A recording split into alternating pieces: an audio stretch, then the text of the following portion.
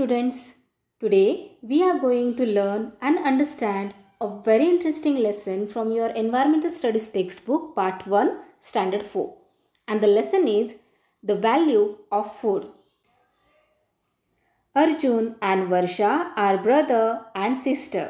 इथे आपल्याला पिक्चर मध्ये दिसत आहे हा अर्जुन आहे आणि ही वर्षा आहे. हे दोघेही बहीण भाऊ आहेत.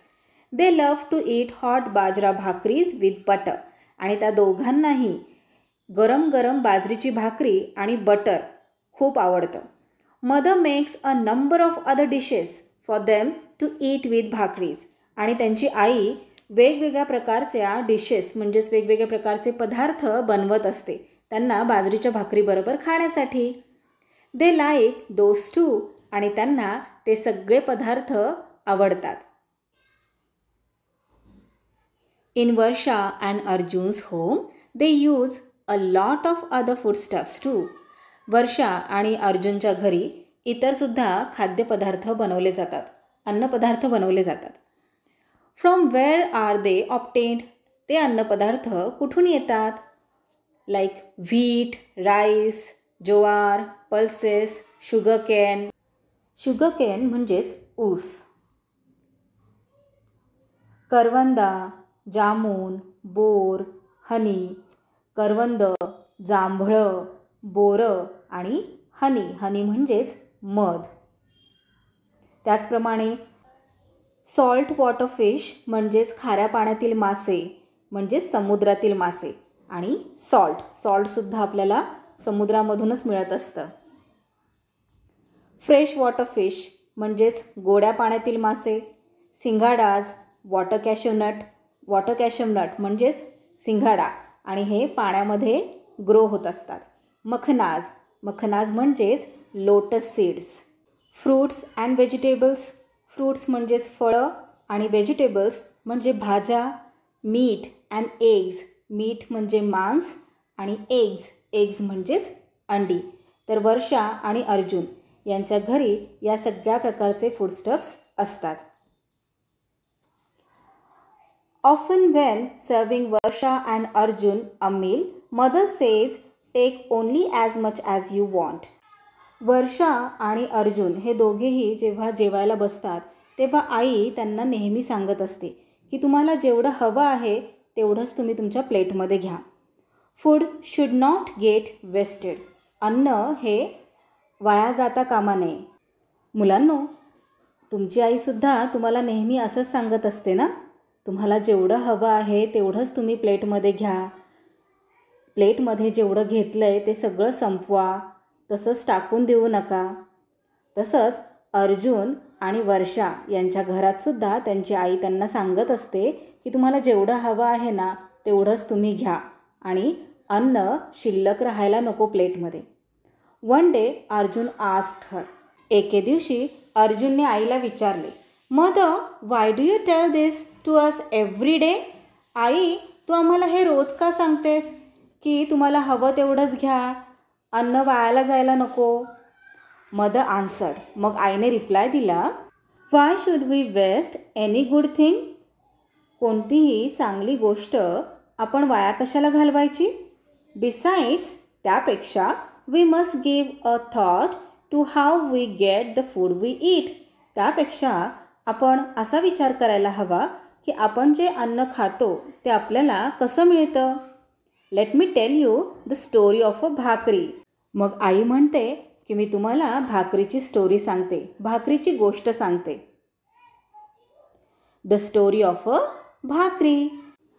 यू नो दादा, माय फादर इज अ फार्मर. मग आता आई मुलांना सांगते की तुम्हाला माहीत आहेत ना दादा, माझे वडील ते एक शेतकरी आहेत. फार्मर म्हणजेच शेतकरी. And you know that schools have summer vacations. आणि तुम्हाला हेही माहीत आहे की शाळेला समर वेकेशन्स असतात, उन्हाळ्याच्या सुट्ट्या असतात.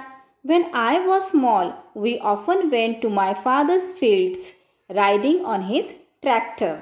मी लहान होते तेव्हा आम्ही माझ्या वडिलांबरोबर ट्रॅक्टरवर बसून शेतात जायचो.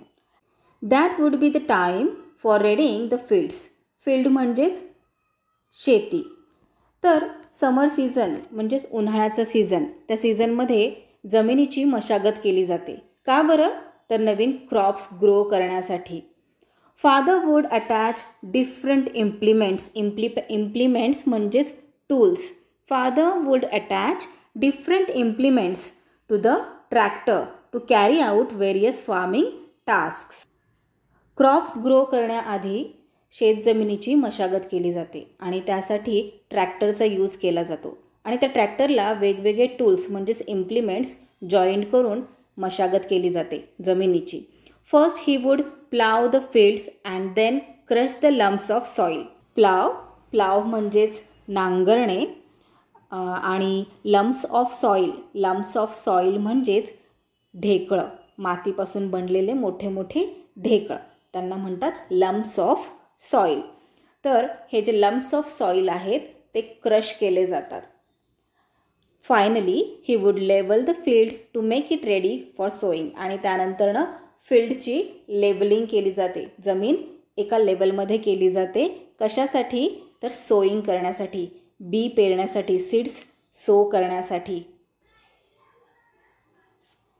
The pre monsoon showers would make the hot soil humid. That was the time father would sow bajra. Pre monsoon म्हणजे पावसाळ्याच्या आधी थोडा पाऊस पडला जातो. त्यामुळे काय होतं, जरा ओलसरपणा येतो जमिनीमध्ये. जी गरम तापलेली जमीन असते ती थोडीशी थंड होते. That was the time father would sow bajra seeds. आणि त्यावेळी बाजराच्या सीड फादर सो करतात. Within some days the bajra seeds sprout and the seedlings are seen above the ground. Sprout म्हणजेच मोड येणे. बाजराच्या सीड ज्या सो केलेल्या होत्या त्यांना थोडेसे मोड यायला लागतात. And the seedlings are seen above the grounds. आणि छोटे छोटे रोपटे आता ग्राउंडच्या वर दिसायला लागतात, जसे या पिक्चरमध्ये आपल्याला दिसत आहेत. Along with the bajra weeds also flourish. Weeds म्हणजेच अनवॉन्टेड प्लांट्स. बाजराचे जे प्लांट्स आहेत त्याच्या व्यतिरिक्त इतरसुद्धा अनवॉन्टेड प्लांट्स म्हणजेच गवत, इतर जे प्लांट्स आहेत जे नको आहेत असे प्लांट्स, त्यांना वीड्स असं म्हणतात, ते सुद्धा बाजराबरोबर ग्रो व्हायला लागतात. But they have to be removed. बाजराबरोबर जे इतर वीड्स आलेले आहेत ते रिमूव्ह करायला हवेत. का रिमूव्ह करायला हवेत? कारण सॉईलमधील जे न्यूट्रिशन आहेत, जे पोषक घटक आहेत ते हे वीड्सच ॲब्झॉर्ब करून टाकतात आणि जे आपले मेन क्रॉप आहे बाजरा ते व्यवस्थित ग्रो होत नाही. त्यासाठी फील्डमध्ये हे जे वीड अनवॉन्टेड प्लांट्स ग्रो होतात ते रिमूव्ह करायला हवेत. My father would employ labourers to do that. Labourers म्हणजेच कामगार, मजूर. माझे वडील हे वीड्स काढण्यासाठी मजूर ठेवत असत. The labourers have to be paid. आणि हे जे लेबरर्स आहेत जे फील्डमध्ये वीड्स काढत आहेत त्यांना मजुरी द्यावी लागते. कोणतंही काम करून घ्यायचं असेल आपल्याला मुलांनो, तर त्याच्या मोबदल्यात आपल्याला त्या पर्सनला मोबदला द्यावा लागतो, पैसे द्यावे लागतात. मग शेतामध्ये जे वीड्स, अनवॉन्टेड प्लांट्स ग्रो झालेले असतात ते रिमूव्ह करण्यासाठी जर लेबरर ठेवले तर त्या लेबरर्सला सुद्धा पैसे द्यावे लागतात. Rain water is enough for bajra to grow vigorously. Vigorously म्हणजेच जोमाने, भराभर.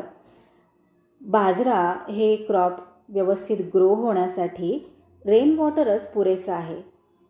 तुम्हाला माहीत आहे मुलांनो, बाजरा हे क्रॉप फार कमी पाण्यावर ग्रो होत असतं. After while ears of bajra appear on every stalk. Ears of bajra म्हणजेच बाजऱ्याचं कणीस आणि स्टाल्क म्हणजेच देठ. काही दिवसांनंतरनं बाजराच्या देठांवर असे कणस यायला चालू होतात. The grain forms and the years grow Fuller. आणि ग्रेन व्यवस्थित फॉर्म होतात, त्याच्यामध्ये धान्य तयार होतं बाजऱ्याचं आणि पूर्ण कणस, बाजऱ्याचे जे इयर्स आहेत ते व्यवस्थित ग्रो होतात.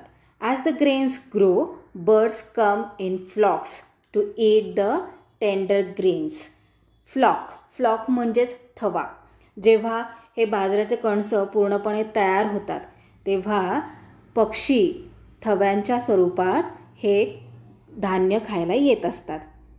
Then scarecrows have to be set up and slingshots used to frighten the birds away. scarecrows म्हणजेच बुजगावणं. शेतामध्ये अशा प्रकारचं बुजगावणं बसवलं जातं जेव्हा शेतामध्ये पीक व्यवस्थित तयार झालेलं असतं. पीक तयार झालं, आता इथे बाजरा पूर्णपणे तयार झालेला आहे. मग जे बर्ड्स आहेत ते थव्यांच्या स्वरूपात बाजऱ्याचं पीक खायला येत असतात. मग त्यांना घाबरवण्यासाठी, त्यांना हुसकवून लावण्यासाठी शेतातून अशा प्रकारचे स्केअरक्रोज म्हणजेच बुजगावणे शेतामध्ये बसवले जातात. त्याचप्रमाणे स्लिंग शॉट्ससुद्धा यूज केले जातात. स्लिंग शॉट्स म्हणजेच गोफण. इथे हे व्यक्ती गोफण फिरवत आहेत. ठीक आहे मुलांनो, यालाच स्लिंग शॉट असं म्हणतात. When the ears of corn are full, it is harvest time. आणि जेव्हा हे बाजऱ्याचे कणसं म्हणजेच इयर्स ऑफ कॉर्न हे पूर्णपणे ग्रो होतात तेव्हा हार्वेस्टिंग टाईम असतो. हार्वेस्टिंग टाईम म्हणजेच शेतातून पीक काढण्याची वेळ. That is all the ears of bajra must be cut and gathered.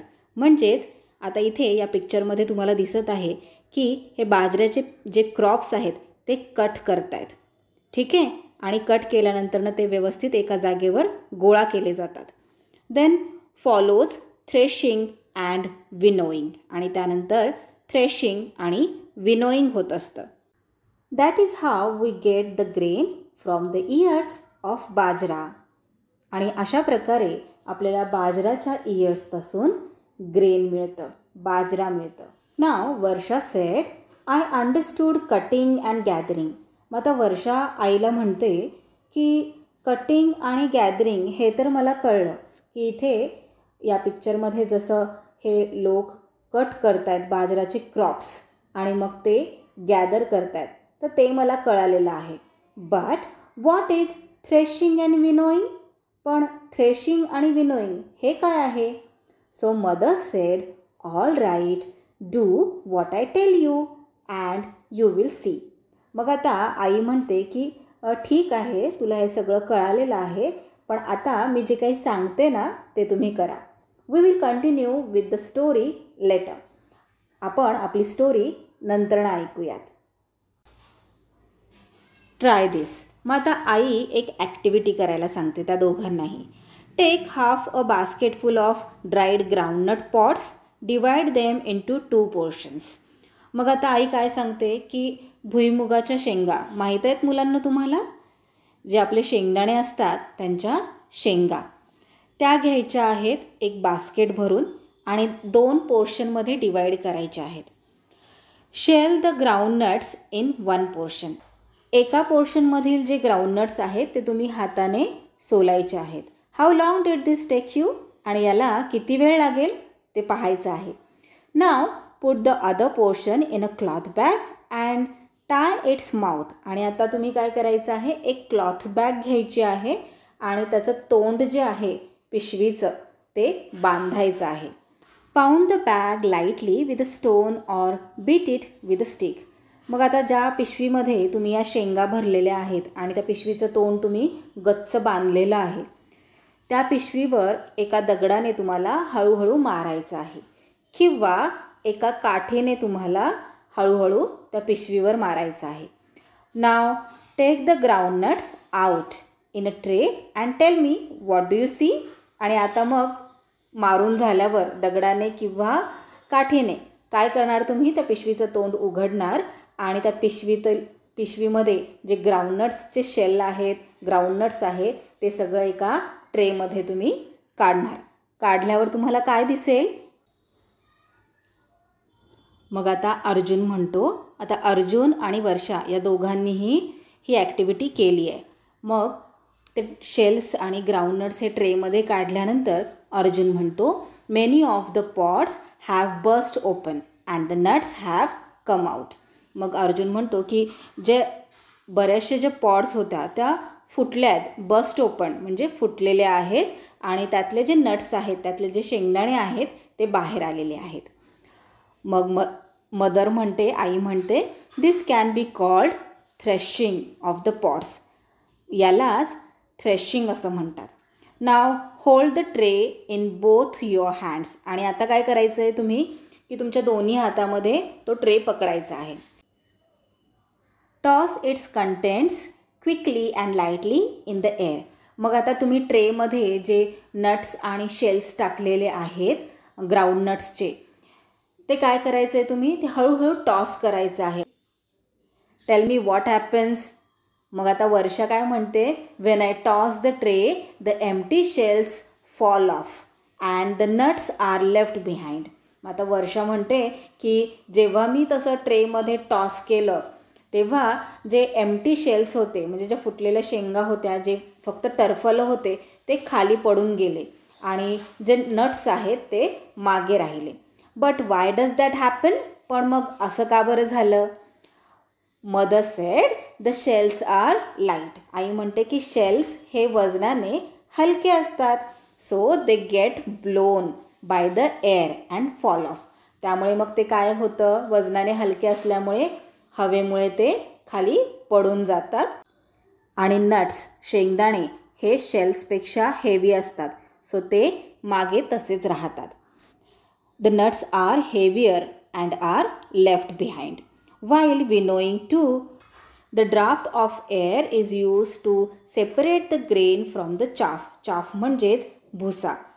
मग मुलांनो, हवेचा उपयोग करून धान्य आणि भुसा यांना वेगळं केलं जातं आणि यालाच विनोईंग असे म्हणतात. Now let us go on with the story. Dada uses a machine for threshing and winnowing. मग आई सांगते की माझे वडील हे मशीन यूज करायचे थ्रेशिंग आणि विनोईंगसाठी.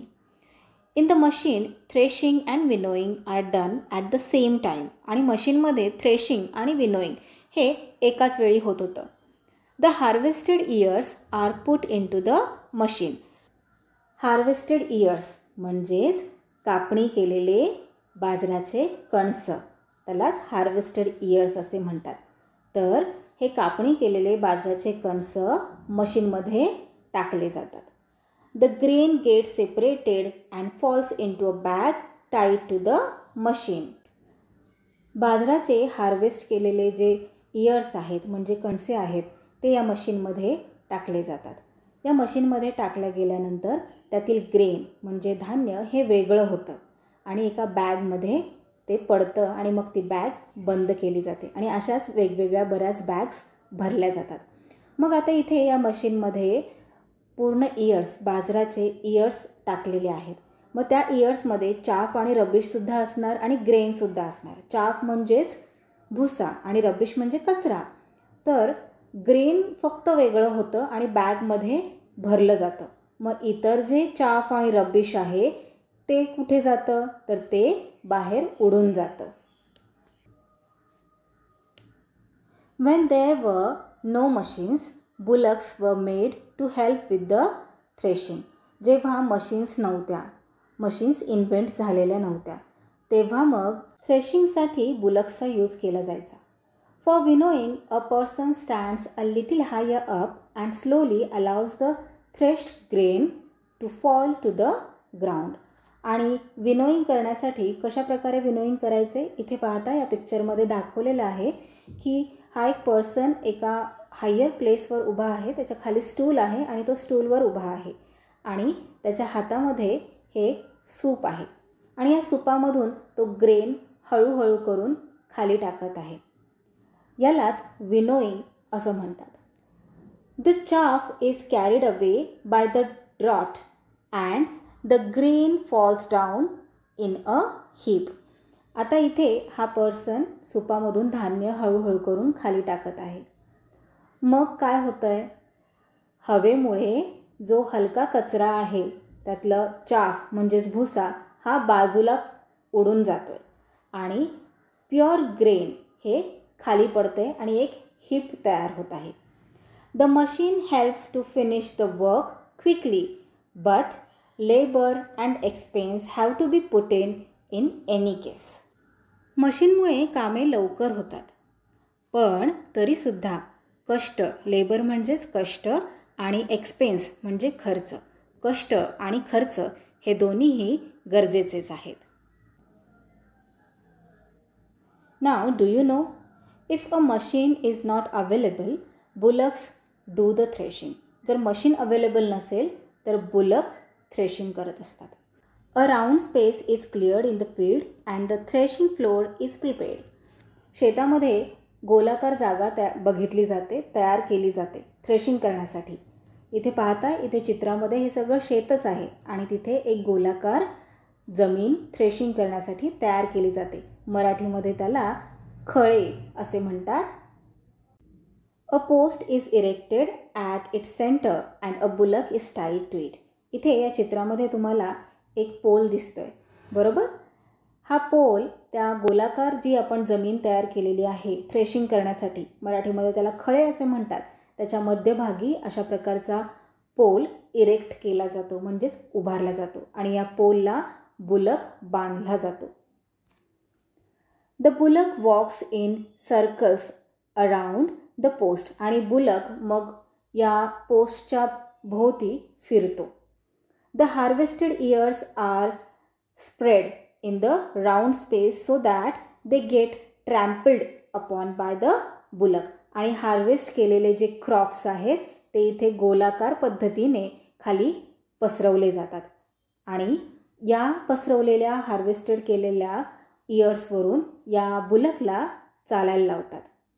ट्रॅम्पल्ड म्हणजेच चिरडले जाणे, तुडवलं जाणं. तर आता इथे मुलांनो, बुलक म्हणजेच बैल या कणसांवरून चालत आहे. मग बैलाच्या वजनामुळे काय होतं आहे, त्यात या कणसांमधील जे ग्रेन आहे, जे धान्य आहे ते त्या कणसांमधून बाहेर पडत आहे. If the crop is large in quantity, a bigger place is prepared and more bullocks are use together. आणि जर क्रॉप्सची क्वांटिटी ही खूप जास्त असेल तर काय केलं जातं, तर मोठी जागा प्रिपेअर केली जाते थ्रेशिंगसाठी आणि एका बैलाच्या ऐवजी अजून बैल इथे लावले जातात हे थ्रेशिंगचं काम करण्यासाठी. Threshing may go on for several days. Threshing ही बऱ्याच दिवस चालणारं काम असतं. For the bullocks too this is heavy work. आणि बुलक्ससाठी सुद्धा, बैलांसाठी सुद्धा हे फार कष्टाचं काम असतं. The grain obtained after winnowing is filled in sacks. आणि मग विनोईंग झाल्यानंतर हे जे ग्रेन आहे ते सॅक्समध्ये भरलं जातं. Proper care is taken to make sure that it will not be attacked by insects or other pests such as mice and rats. आता ग्रेन पूर्णपणे तयार झालेलं आहे. ते ग्रेन तयार झाल्यानंतर ते सॅक्समध्ये भरलं जातं. इथे हा पर्सन ग्रेन सॅक्समध्ये भरत आहे. सॅक्समध्ये भरल्यानंतरनं त्याची व्यवस्थित काळजी घ्यावी लागते. त्याला व्यवस्थित ठिकाणी ठेवावं लागतं. का बरं? कारण की इन्सेक्ट्स अटॅक करू शकतात. पेस्ट जसं की माईस आणि रॅट हे सुद्धा हे जे आपण सॅक्समध्ये ग्रेन भरलेलं आहे त्या सॅक्सला कुरतडून त्यातलं ग्रेन वेस्ट करू शकतात, बरोबर. सो आपल्याला प्रॉपर केअर घ्यावी लागते जेव्हा ग्रेन आपण व्यवस्थित स्टोअर करून ठेवत असतो तेव्हा. आणि ज्या ठिकाणी हे धान्य स्टोअर करून ठेवलं जातं त्या ठिकाणालाच कणगी असे म्हणतात. After putting aside some grain for the family, the remaining sacks are sent to the market place to be sold. आणि शेतामधून जेव्हा धान्य पिकून तयार होतं तेव्हा काही धान्य आपल्या घरी फॅमिलीमध्ये ठेवलं जातं यूज करण्यासाठी, तर बाकीचं ग्रेन हे मार्केट प्लेसमध्ये विकलं जातं. When the traders there buy the grain, the farmer gets money for the crop that he has grown. इथे पाहताय या चित्रामध्ये दिलेलं आहे की हा फार्मर त्याच्या ग्रेनच्या ज्या सॅक्स आहेत त्या सॅक्स घेऊन मार्केटमध्ये जात आहे. कशासाठी? तर विकण्यासाठी. ट्रेडर म्हणजेच व्यापारी. तर हा फार्मर एका व्यापाऱ्याला त्याचे हे जे सगळे ग्रेन आहे, सॅक्स आहेत ग्रेनच्या, त्या विकतो आणि त्याच्या बदल्यात त्याला पैसे मिळतात. मग आता अर्जुन काय म्हणतो ते पाहूयात. अर्जुन: बट द भाकरी is not ready eight. Arjun म्हणतो, पण अजून भाकरी काही पूर्णपणे तयार झालेली नाही. मग मदर म्हणते, no, of course not. And the story is not finished either. Listen. आता आई म्हणते की हो, नक्कीच नाही, भाकरी अजून तयार झालेली नाही आणि आपली गोष्टसुद्धा अजूनही संपलेली नाही आहे. ऐका आता काय पुढे गोष्ट आहे. The grain that the traders buy is sold all over the country. आणि व्यापाऱ्यांकडून जे ग्रेन ह्या फार्मर्सकडून घेतलं जातं ते व्यापारी काय करतात, पूर्ण कंट्रीमध्ये हे ग्रेन विकतात. It is transported bye means of trucks or goods trains. Goods म्हणजेच वस्तूंना वाहून नेणाऱ्या ट्रेनला गुड्स ट्रेन असं म्हणतात. मग हे जे ह्या ज्या सॅक्स आहेत ग्रेनच्या, त्या पूर्ण कंट्रीमध्ये विकल्या जातात आणि पूर्ण कंट्रीमध्ये जाण्यासाठी त्यांना ट्रान्सपोर्टचा यूज करावा लागतो. मग ट्रान्सपोर्ट कोणता असतो, तर तो असतात ट्रक्स किंवा ट्रेन्स असतात. It is the turn of porters म्हणजेच हमाल, कुली and truck drivers to put in their labour. मग आता इथे कोणाचं काम असतं कष्टाचं, इथे ट्रक ड्रायव्हर्स आणि हे जे पोर्टर्स आहेत म्हणजेच हमाल आहेत ते आता पुढचं काम करत असतात. Transport costs a lot too. आणि या ट्रान्सपोर्टचा सुद्धा खूप खर्च येत असतो. Now the sacks of grain reach the provision stores. आणि आता मग ह्या ग्रेनच्या सॅक्स आहेत त्या प्रोव्हिजन स्टोर्समध्ये पोहोचवल्या जातात. आधी आपण काय पाहिलं, फील्डमध्ये फार्मर क्रॉप्स ग्रो करतो. मग तिथे थ्रेशिंग आणि विनोईंग झाल्यानंतर सॅक्स बांधल्या जातात, तयार केल्या जातात, कणगीमध्ये त्या स्टोअर केल्या जातात. त्यांच्या फार्मरच्या घरामध्ये जेवढं ग्रेन लागतं तेवढं ग्रेन फार्मर स्वतःकडे ठेवून घेतो आणि बाकीच्या सॅक्स तो ट्रेडर्सला विकतो. मग ते ट्रेडर्स म्हणजेच व्यापारी काय करतात, ते पुढे पूर्ण कंट्रीमध्ये हे ग्रेन सोल्ड करतात, पाठवतात. मग पूर्ण कंट्रीमध्ये हे ग्रेन पोहोचवण्यासाठी ट्रान्सपोर्ट यूज केला जातो. मग कोणतं ट्रान्सपोर्ट यूज केलं जातं, तर ट्रक आणि ट्रेन्सचा यूज करून इंडियाच्या वेगवेगळ्या पार्टमध्ये हे ग्रेन पाठवलं जातं. आणि यामध्ये ट्रक ड्रायव्हर्स आणि पोर्टर्स म्हणजेच हमाल यांचे श्रमसुद्धा फार महत्त्वाचे आहेत. आणि मग प्रोव्हिजन स्टोर्समध्ये, वेगवेगळ्या प्रोव्हिजन स्टोर्समध्ये हे ग्रेन पोहोचवलं जातं. People bye the grain from them. आणि लोक या प्रोव्हिजन स्टोअरमध्ये जातात आणि त्यांना जे ग्रेन हवं आहे ते विकत घेत असतात. They sort out any stones or rubbish to clean the grain. Sort out म्हणजेच निवडणे. प्रोव्हिजन स्टोअरमधून ग्रेन घरी आणल्यानंतरनं ते ग्रेन व्यवस्थित निवडलं जातं. त्यामध्ये कोणता खडा तर नाही ना किंवा कचरा तर नाही ना, आणि जर असेल तर तो बाजूला केला जातो. They get it milled into flour. आणि त्यानंतर ते ग्रेन फ्लॉर मिलमध्ये नेलं जातं दळण्यासाठी, बरोबर. Then while cooking the flour is kneaded into lumps. आणि जेव्हा जेवण बनवायचं असतं तेव्हा मग नीड म्हणजेच मळणे, तर पीठ मळलं जातं. लम्स म्हणजे गोळे केले जातात. पीठ मळून छोटे छोटे लम्स केले जातात त्याचे, चपाती रोल करण्यासाठी, चपाती बनवण्यासाठी. The lumps are then flattened म्हणजेच लाटणे. The lumps are then flattened into a bhakri and roasted. आणि मग चपाती लाटली जाते आणि मग भाजली जाते. We spend on fuel too. आणि यासाठी आपल्याला फ्युएलसुद्धा लागतं कुकिंग करण्यासाठी. And thus at the end of all this the bhakri appears in Varsha's and Arjun's plate. आणि एवढं सगळं झाल्यानंतरनं भाकरी वर्षाच्या आणि अर्जुनच्या प्लेटमध्ये त्यांना मिळत असते. Now would it be right to waste food that we get through the efforts of so many people. आणि हे बरोबर आहे का मग की आपण जेवण असं वेस्ट करणं? किती लोकांचे कष्ट आहेत आपल्यापर्यंत भाकरी येण्यासाठी, हो ना. मग जेवण वायाला घालवणं ही फार चुकीची गोष्ट आहे. Do you know singhadas and makhanas are some special foods that are not very common. सिंघाडाज आणि मखनाज हे खूप स्पेशल फूड आहेत, ते कॉमन फूड नाही आहेत. सिंघाडाज आणि मखनाज हे दोन्हीही वॉटरमध्ये ग्रो होत असतात. They are obtained from fresh water plants. Much work has to be done to collect, clean, dry, store and transport them. खूप कष्ट लागतात या सिंघाडाज आणि मखनाजला कलेक्ट करण्यासाठी, क्लीन करण्यासाठी, ड्राय करण्यासाठी आणि स्टोअर करण्यासाठी आणि त्यानंतर ट्रान्सपोर्ट करण्यासाठी, त्यांना आपल्यापर्यंत पोहोचण्यासाठी. सिंघाडाज हे फ्रेश वॉटरमध्ये ग्रो होतात आणि मखनाजसुद्धा फ्रेश वॉटरमध्ये ग्रो होतात. मखना म्हणजेच लोटसच्या seeds.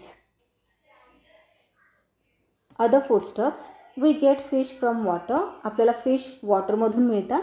Fisherman work hard to catch them. आणि फिशरमॅन फिश कॅच करण्यासाठी खूप कष्ट करत असतात.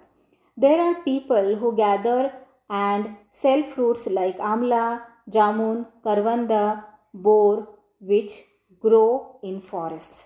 आणि असेही काही लोक आहेत की जे आवळा, जांभळं, करवंद, बोरं विकत असतात, हो की नाही. आणि हे आवळा, जांभूळ, करवंद, बोर हे जंगलामध्ये ग्रो होत असतात. Some people have vegetable farms while some people have orchards for growing fruit crops. काही लोक व्हेजिटेबल फार्म ग्रो करतात, तर काही लोक ऑर्चर्ड्स म्हणजेच फळबाग, फळांची बाग ग्रो करत असतात. Some people keep poultry. काही लोक कुक्कुटपालन करतात, म्हणजेच हेन कीप करत असतात. Some rear animals for milk and meat. आणि काही लोक काही वेगवेगळ्या ॲनिमल्सला कीप करत असतात दुधासाठी किंवा मांसासाठी, मीटसाठी. All these people put in a lot of hard work in their own occupations. Occupations म्हणजेच जॉब किंवा व्यवसाय.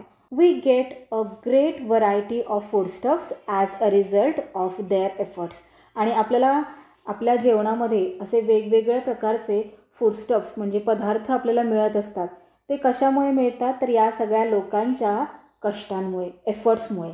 मुलांनो, आपण पाहिलं की काही लोक फिशिंग करतात, काही लोक व्हेजिटेबल फार्म ग्रो करतात, काही लोक ऑर्चर्ड म्हणजेच फळांची बाग ग्रो करतात, काही लोक पोल्ट्रीचा व्यवसाय करत असतात, काही लोक काही ॲनिमल्सला कीप करतात. कशासाठी, तर मिल्कसाठी आणि मीटसाठी. आणि हे सगळं करत असताना त्यांना फार कष्ट घ्यावे लागतात.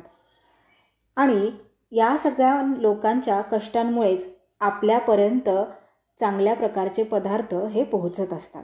The efforts and labour of many other people are also required for storing, transporting and marketing them as well as preparing the various dishes we eat.